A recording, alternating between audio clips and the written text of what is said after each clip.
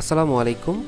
আজকের এই ভিডিওতে দেখাবো মাইক্রোসফট অফিস 2019 প্রফেশনাল প্লাস ভার্সনটি কিভাবে আমরা লাইসেন্স কি সাহায্যে অ্যাক্টিভেট করতে পারি। তো চলুন শুরু করা যাক।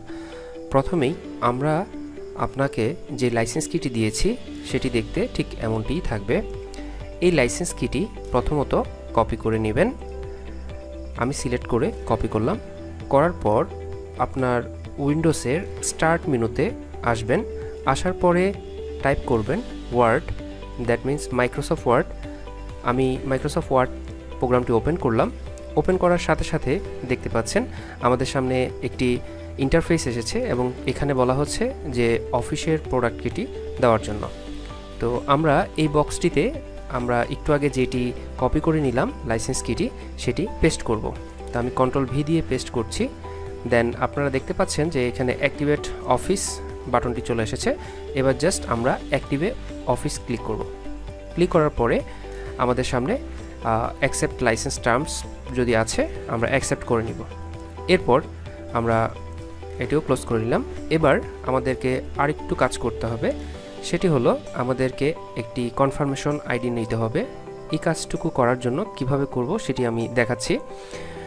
তো এই স্ক্রিনটি আসার পরে আমরা এখান থেকে সেকেন্ড যে অপশনটি আছে I want to active the software by telephone, এই অপশনটি সিলেক্ট করব। সিলেক্ট করার পরে আমরা নেক্সট বাটনে ক্লিক করব। এরপর দেখতে পাচ্ছেন আমাদের সামনে যে একটি ইনস্টলেশন আইডি এসেছে। তো এই ইনস্টলেশন আইডিটি আপনি আমাদেরকে সেন্ড করবেন এবং পরবর্তী কিছুক্ষণ সময়ের পরই আমরা আপনাকে কনফার্মেশন আইডিটি প্রেরণ করে দিব এবং কনফার্মেশন আইডিটি এই বক্সগুলোতে দেওয়ার পরে আমরা নেক্সট বাটনে ক্লিক করলেই আমাদের সফটওয়্যারটি অ্যাক্টিভেট হয়ে যাবে। তো আমি প্রসেসটি করে দেখাচ্ছি।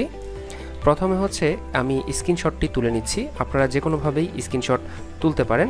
কিবোর্ড থেকে প্রিন্ট স্ক্রিন বাটনটা প্রেস করলেই স্ক্রিনশট তোলা যায়। আমি দেখিয়ে দিচ্ছি। কিবোর্ডের মধ্যে এরকম প্রিন্ট স্ক্রিন বাটন আছে, সেই বাটনটিতে ক্লিক করলেই স্ক্রিনশট উঠবে। তা আমি কিবোর্ড থেকে প্রিন্ট স্ক্রিন বাটনটি প্রেস করলাম। দেন স্টার্ট মেনুতে এসে আবারও পেইন্টে ক্লিক করলাম। পেইন্ট থেকে যে স্ক্রিনশটটি তুললাম এটি জাস্ট পেস্ট করে দিব। দেখতে পাচ্ছেন যে আমাদের স্ক্রিনশটটি চলে এসেছে। এবার জাস্ট এই স্ক্রিনশটটি আমরা সেভ করব। স্ক্রিনশটটি সেভ করে এই স্ক্রিনশটটি আপনি আমাদেরকে পাঠিয়ে দিবেন। আপনি আমাদেরকে স্ক্রিনশট পাঠানোর কিছুক্ষণ পরেই আমরা আপনাকে ফিরতি মেসেজে একটি কনফার্মেশন আইডি সেন্ড করব।